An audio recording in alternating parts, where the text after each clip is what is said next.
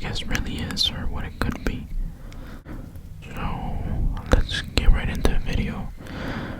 So starting off with how the universe could end, the three ways is the Big Rip, you got heat death and the Big Freeze, and then you have the Big Crunch. So the Big Rip is the thought that space will eventually expand faster than the speed of light, and gravity won't be able to hold these objects in our universe together, and that will eventually lead everything to dissolve, and the particles will eventually be impossible to run into each other, so the end of the universe comes to a stop.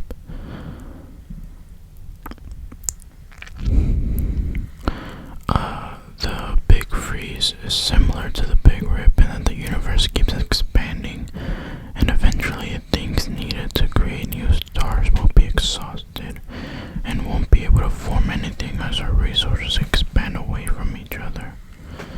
And the remaining things in the universe, like the suns, the suns will start to burn out. And since our resources are moving away from each other, they're not able to form any new suns. So they have nothing to, the ones that are burning out have nothing to replace them. And even black holes will eventually die off. Eventually everything will be gone and space will just be darkness, just a black void. And this leads the way to a new possible start, a new Big Bang.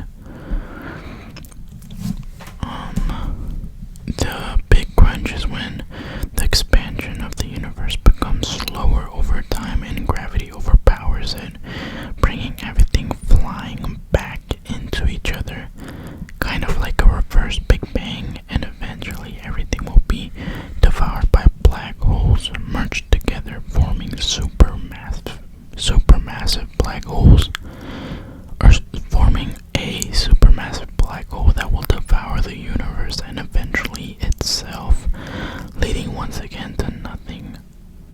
But I was reading that as well, it's kind of a thing that the universe does. So out of the three, the most possible one to end life as we know it would be the Big Freeze. But I was reading that scientists are pretty sure that this Big Freeze has happened multiple times. It's like a cycle where the universe will grow, will expand so much it'll just become that black void, and then it'll lead to a new Big Bang where the universe will start again, and then that universe will eventually burn out or again turn into a black void and lead to a new Big Bang. It's just a cycle. Just like everything else has a cycle of life, so is our universe. So the reason why our universe will eventually spread out into this void of nothing is because at the moment our universe is made out of 5%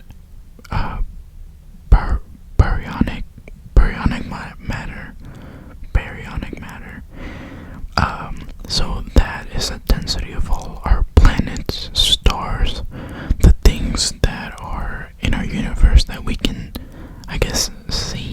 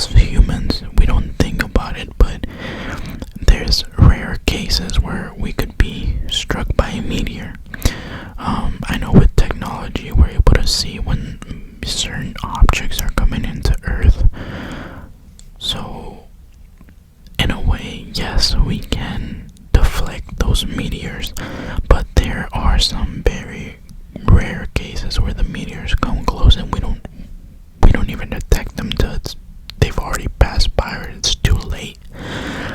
Something super rare and out of the ordinary, like a rogue planet throwing the Earth out of its orbit, would be catastrophic.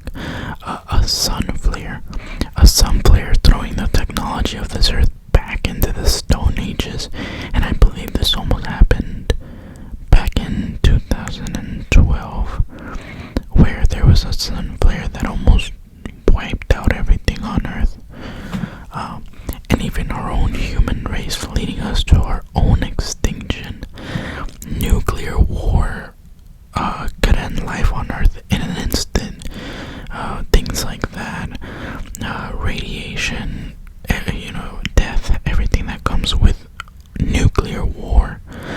And that's considering as well that the modern technology that we have now, we have drones and stuff like that. All that modern technology we didn't have back in like World War One, World War Two, and those were things that changed the history of this Earth.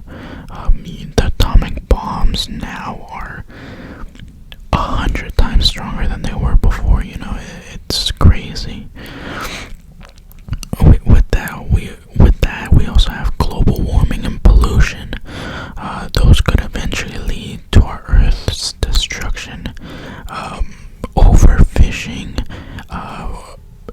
big droughts across the globe would lead to hunger and further human warfare. Also, the fact that about 2% of our fresh water supply is in the poles, and those are currently melting. We could eventually lose a huge part of our water supply, as well as melting that ice will cause crazy rises in the sea levels, leading to more melting and more changes in our continent's structures. Places like Florida would mostly be underwater, and the US over time as a whole would look completely different. In a video I did before talking about facts, I think there was a fact there that said, like, I don't remember quite, but I want to say it was like saying like 30% of the US was underwater. And if you check maps, that is true. There's a bunch of land from the US that is underwater.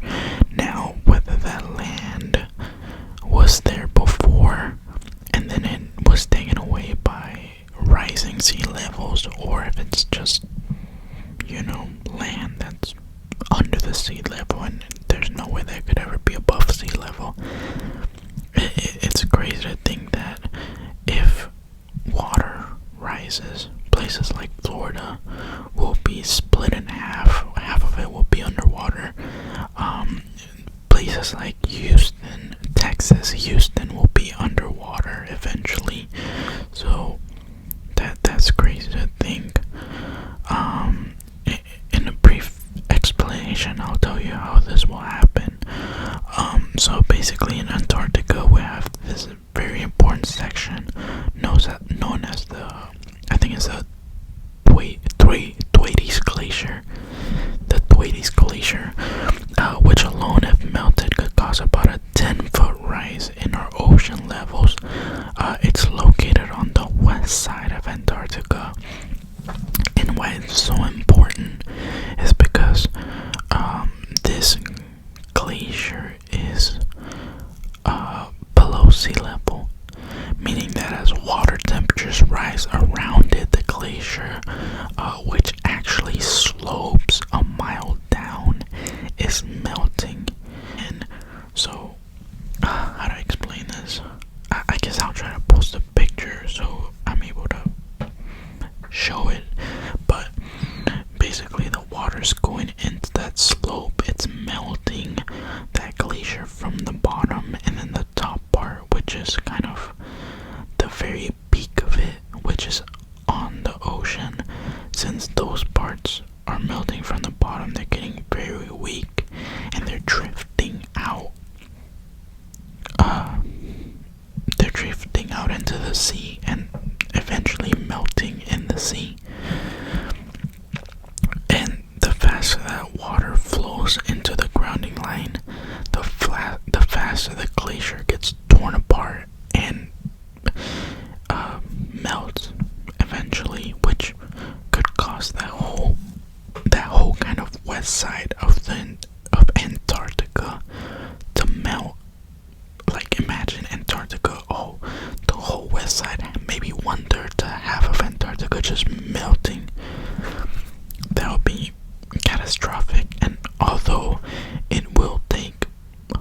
hundreds of years, or maybe about 100 years or so.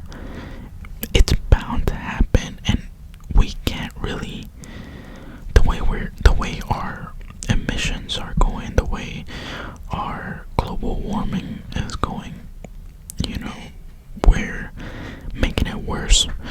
It's already sped up twice from what we originally thought it would be. So working together, we can actually either slow that down or try to find a way to stop it overall. And I think further in the video, I go over another reason why we want to stop that ice from melting.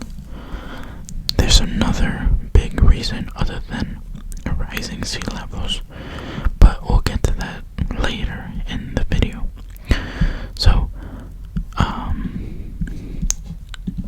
speaking of possible catastrophes on Earth, there is another big thing most people don't think about when we think about our possible demise.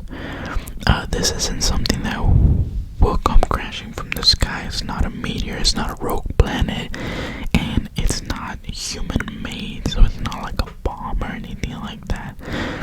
This is actually something created by Mother Nature, and it's actually been here for hundreds, thousands of years, and it's not a disease either.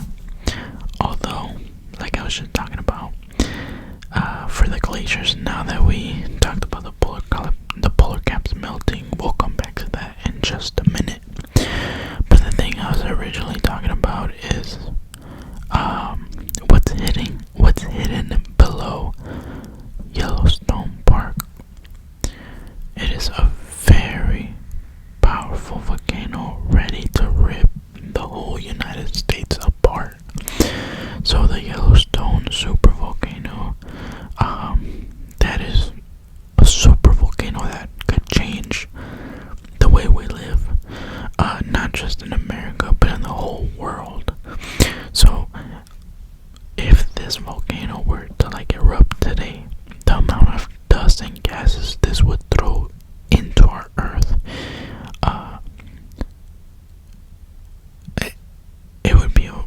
it would just throw a bunch of ash out, which would be shooting out at over like 300 miles per hour.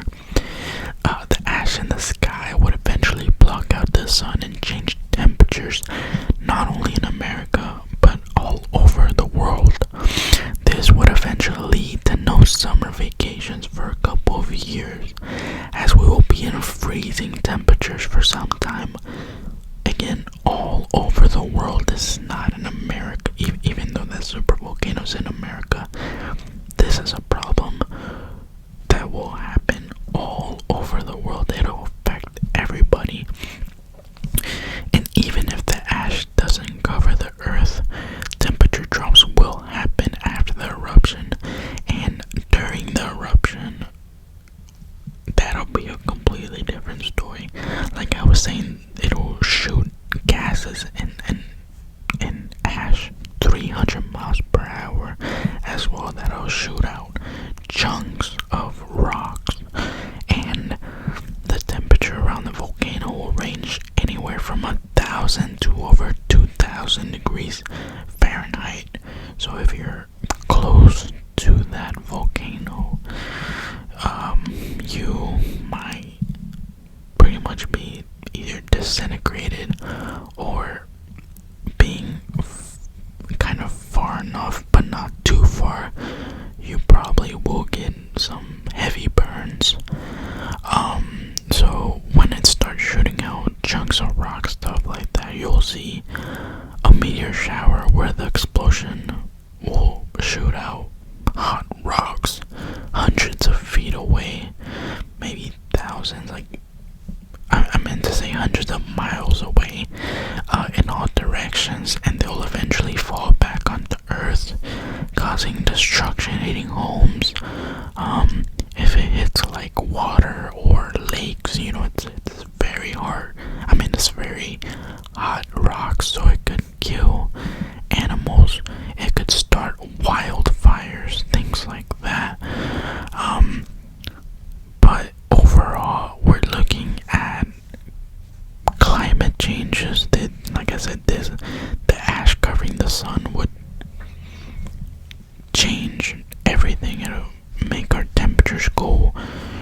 crazy cold and we'll see species and plants die off.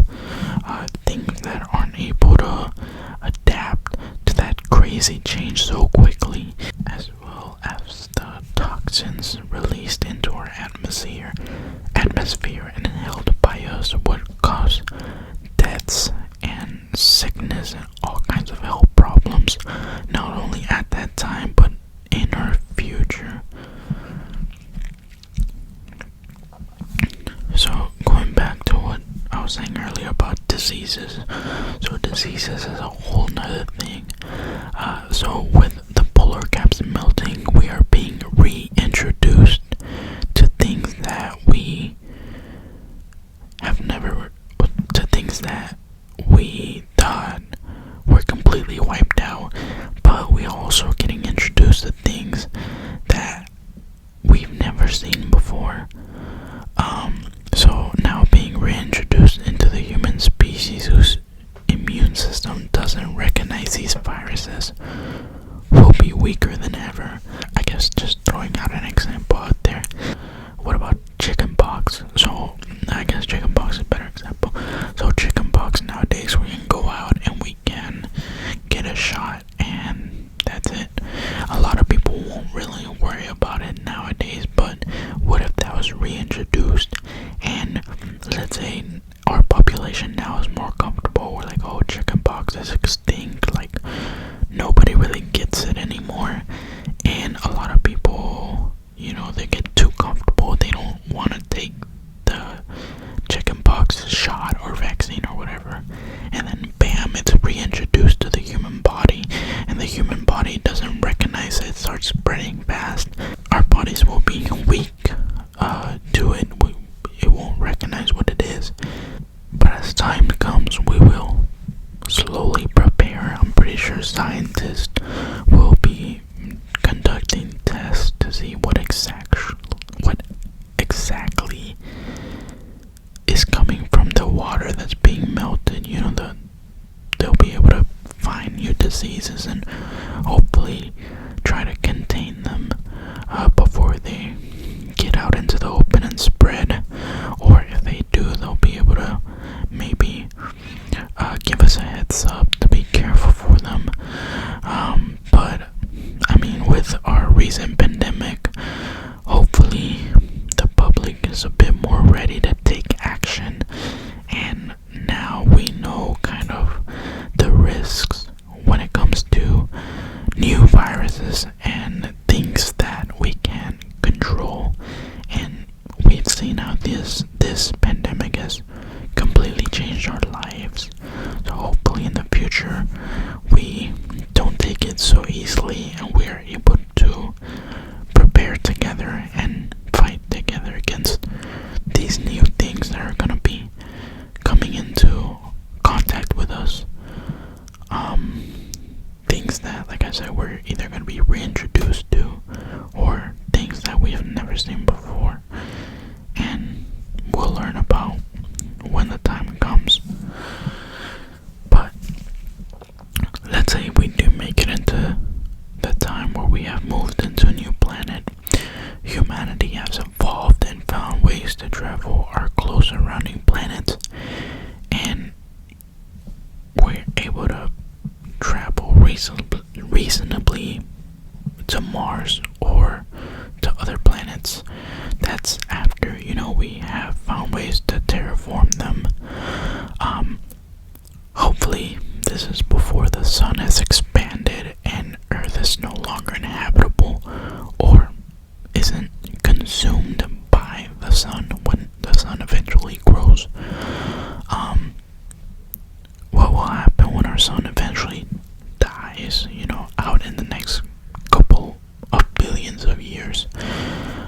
We as a species, a smart species that refuses to die, will have to look into finding a new way to take the almost limitless supply of energy from a black hole once the universe can no longer produce any more suns, and the suns that are closest to us have died off.